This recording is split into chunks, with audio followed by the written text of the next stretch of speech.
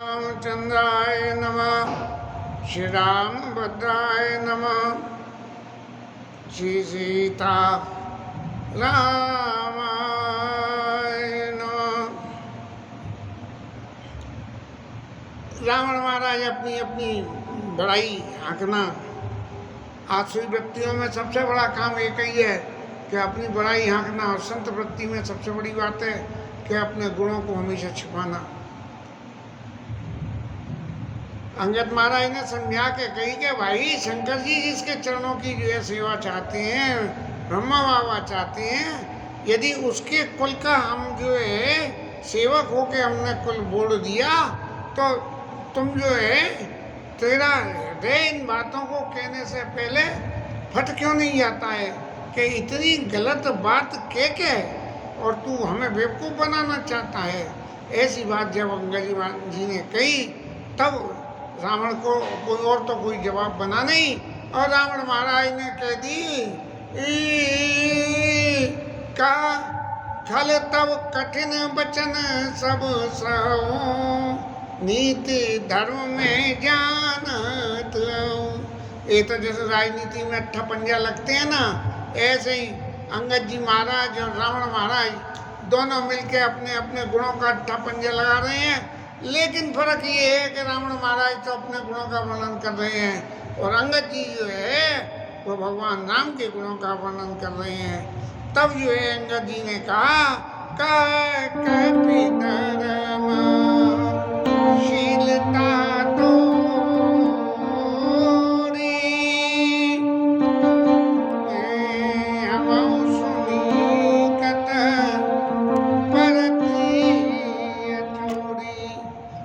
तुम कह रहे हो कि तुम मेरी मट्टी मिटा देते। मैं तुम दूत हो इसलिए तुम्हारा जो है कुछ नहीं कर रहा हूँ, क्योंकि एक बार दूत का कुछ करा था तो लंका जल गई थी, और अब की से फिर कोई दूत का कर दिया तो कुछ और हो जाएगा। इसलिए मैं इसलिए नीति जानता हूँ। विभीषण ने कही थी कि आन दंड कछ करिए गुसाई सब ही का मंत्र बलवाई। ये बात है कि अंग भंग कर पठबो अंदर, अंग भंग करके रावण ने कही कि बंदर को भेज दो, तो विभीषण महाराज ने कही कि नहीं कोई दूसरा दंड दे दो, तो नदी पूछ में आग लगा दो, और लंका जल गई। अब इन सब बातों को सुन के अंगद महाराज जी कह रहे हैं कि तुम तो बड़े धर्मशील हो, कह रहे हो, और तुम्हारी धर्मशीलता क्या हमने देखी कि दूसरे की स्त्री को चोरी करके ले आए तुम। ये तुम्हारी धर्मशीलता। राजनीति में सब ऐसे ही होता है। तो जो दूत थे और वो राजा थे, लेकिन राजा और दूत के बीच में जो कहासुनी हो रही है, ये कहासुनी वास्तव में राजनीति के धर्म को समझाती है कि राजा को कितनी मर्यादा में रहना चाहिए। रावण महाराज ने तो मर्यादा कभी सीखी नहीं, हमारे अमर्यादित भाषा हमेशा बोलते रहेगी। और फिर सबसे बड़ी महाराज तुम्हारी धर्मशीलता की तो बात एक देखी हमने कि देखी नैन दूत रखवारी। तुम्हारे जो दूत हैं वो तुम्हारी रक्षा कैसे कैसे करते हैं। बोले बूढ़े न मरऊ धर्म व्रतधारी। एक छोटा सा बंदर घुस के चला आया और पता भी ना लगी, और देखो हम भी आ गए और तुम्हारे बेटे को जो है हमने मार कूट के ठिकाने लगा दिया। तो ये तो तुम्हारी चौकसी की बात है। ये तुम्हारी धर्मशीलता है कि अपनी चौकसी भी नहीं कर पा रहे हो। और दूसरी बात ये है कि तुमने जो है बिना नाक कान की अपनी बहन को देख के और क्षमा की नहीं। तुम धर्म विचारी कि जिस किसी ने भी नाक कान काटे उसको मैं क्षमा कर देता हूँ, और तुम बड़े धर्मशील हो। तुम्हारा दर्शन पाके हमने ये बड़े भाग्य हो गए। इस तरह से इनके बीच में अत्यंत दाब पेंच के भाषण होते रहे, और उन सब भाषणों में सिर्फ एक अपने गुणों को बतावे और दूसरे उसके गुणों को अवगुण में पलट के रावण महाराज को अंगद महाराज दिखा दें। लेकिन जब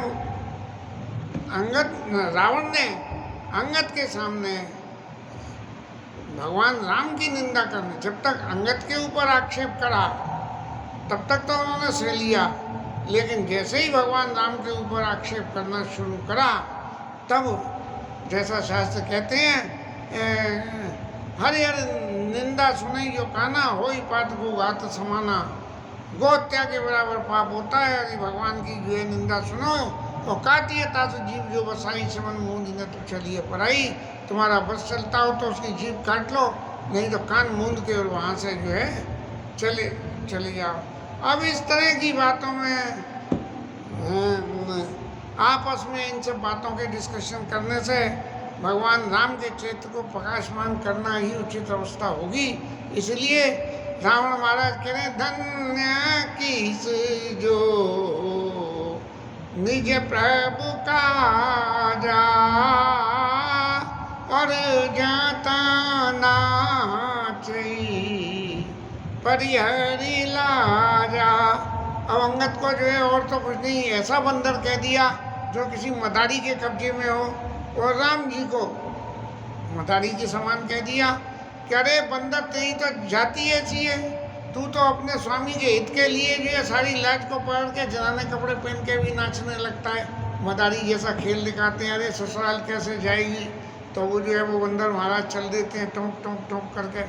इस तरह से जो है जब उन्होंने कहा कि देखो अंगद महाराज तुम्हारे यहाँ कोई भी हमसे लड़ने लायक शोभावंती की आदमी नहीं है, बस एक वो जो पहले आया था हनुमान बंदर वो जरूर था और उसने हमारा नगर चलाया था। तो अंगद ने कह दी कि सत्य नगर का विचारे हो बिन प्रभु आयुष भाई, और फिर न गए सुखदीप का तेई हुए रहा लुकाई कि जिसने तुम्हारी नगर जलाया था उसे आज्ञा तो दी नहीं थी, लेकिन उसने फिर भी बिना आज्ञा के ही जला दिया, और जो अगर उसे आज्ञा दे देते तो वो क्या क्या करता।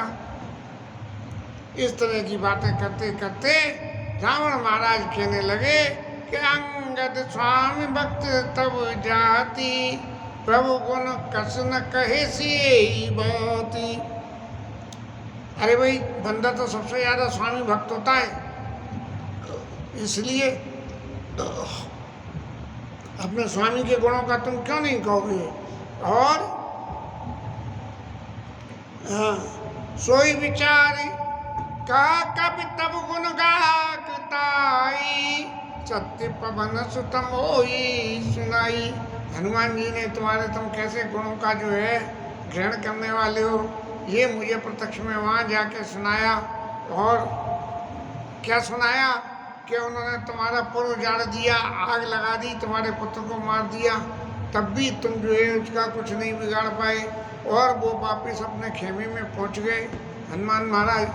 तब जो है जब मैंने सोचा कि ये तो इतना निर्लज्ज आदमी है कि इतना सब होने के बाद भी किसी का कुछ नहीं कर सका, तो इसके शरीर की सामर्थ्य कितनी है। इसलिए चलो मैं बाली की मित्रता के नाते इनके पास जाके और कुछ समझाऊं, और जो मैंने यहाँ आके देखा वो सब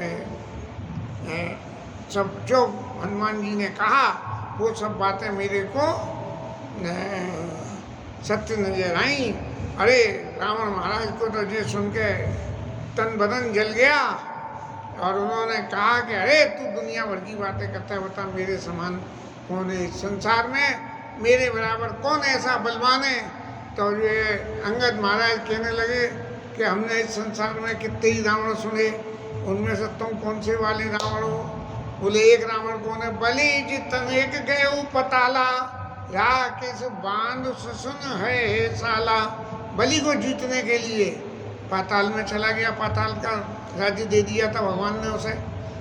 तो वहाँ पर जो है बच्चों ने घोड़े की घुड़साल में रावण को बांध दिया, और रावण बांध दिया, और हुआ क्या कि खेल बालक मार जाही दया लाग बलि दीन छुड़ाई। अब बालक माँ से देख के रावण को ऐसे जो है रावण को जाके लात मारे, और उसे देख के बलि को बड़ी दया आई, और उसने जाके उनको छुड़ा दिया। अरे छोड़ दो जी ना, तू तो कह रहा है अपने आप को बलशाली। अरे राजा बलि के यहाँ के बच्चों ने लाते मारी तेरे को। और दूसरा क्या, एक सत्तार्जुन ने जो है रावण को देखा, और देख के उसको ऐसा लगा कि जे रावण कौन सा जंतु है, तेरे को जंतु समझ लिया और उसे पकड़ लिया, और पकड़ के अपने घर ले गया। सो जो है रावण के प्रभाव पुलस्त ऋषि ने जाके उसे छुड़वा के लाए एक रावण को। तू कौन सा रावण है, दूसरा रावण। और एक रावण क्या तो कहते हुए मुझे बड़ा अफसोस होता है, बड़ा सोच होता है कि मेरे पिता की बगल में दबा लिया। अब तू बता सच में रावण कौन सा है। हकीकत कथा क्या कहती है कि ये तीनों रावण एक वही जगत प्रतापी रावण है जो इतनी देर से इनके सामने अपनी अपनी भड़बड़ करे चले जा रहे हैं। लेकिन रावण को कहाँ चैन हो, उन्हें तो एक ही अपने गुण का गान करना, जैसे राजनीतिक पार्टियां करती हैं कि हमने ये कर दिया, हमने ये कर दिया, ये कर दिया। वो कह रहा है कितने बार मैंने शंकर जी को सिर चढ़ा दिए और अपने हाथ से काट काट के चढ़ा दिए। अब ये दुनिया भर की बातें इन दोनों के, उसमें कहने में मेरे को शायद इतनी अक्ल नहीं है कि इन बातों को सहज स्वरूप में मैं बखान कर सकूं। ये थोड़ी सी कथा को आगे ले चलते हुए सुन रावण परि हरि चतुराई भजसी नख बासी नूराई। अरे रावण ये तू इतनी गप्पें आंक रहा है, इन सबको छोड़ के राम जी की जो है उनका भजन कर। अगर तू राम जी से द्रोह करेगा तो ब्रह्मा रुद्र भी, शंकर जी और जो है ब्रह्म जी महाराज तुम्हें तेरे को बचा नहीं सकेंगे। ज़्यादा अपनी गड़बड़ बड़बड़ मत कर, नहीं तो तेरा क्या हाल होगा कि युद्ध में जब तुम लड़ने जाओगे तो तेरे तो सिर कट जाते हैं तो तेरे तो कोई फर्क पड़ता नहीं है। इसलिए जब तेरे सिर कटेंगे तो उन सिरों को उछाल उछाल के बंदर जो है गेंद के समान जो है खेलेंगे। जब ही समर को कोई रखने आए छुट्टी कराल बहु सहायक, तब की चली अस घाल तुम्हारा अस विचार भज राम उतारा। ऐसा जो है कहते हैं तो सिर कटने से कोई फर्क नहीं पड़ता है, इसलिए कि बंदर भालू जो है तेरे सिर से गेंद खेला करेंगे। इस तरह से रावण अपनी बकवास कर रहे हैं। लेकिन जब रावण ने अपने गुणों को करते करते ये कहना शुरू कर दिया कि देख तेरे स्वामी हैं उनको, तू तो मेरी लज्जा की बात कर रहा है ना, तेरे स्वामी ने को जो है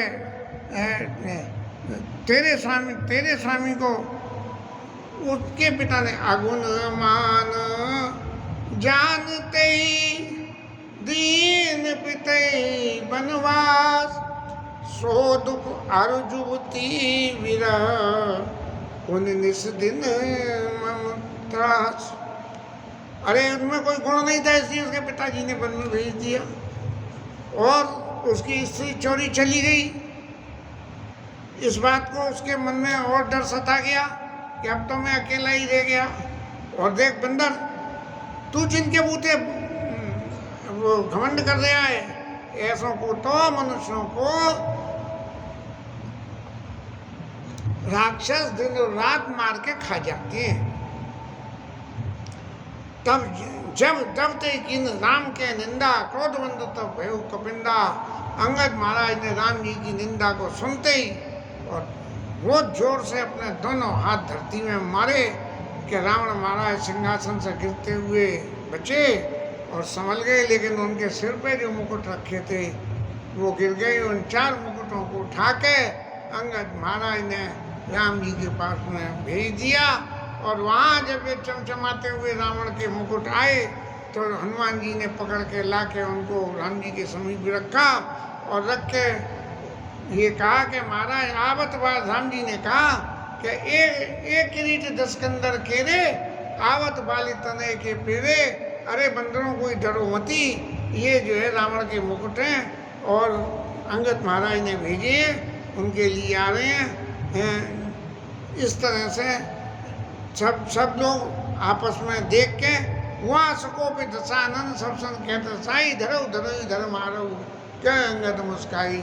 रावण महाराज गिरते से बचे और कहने लगे पकड़ लो मार लो बंदर को।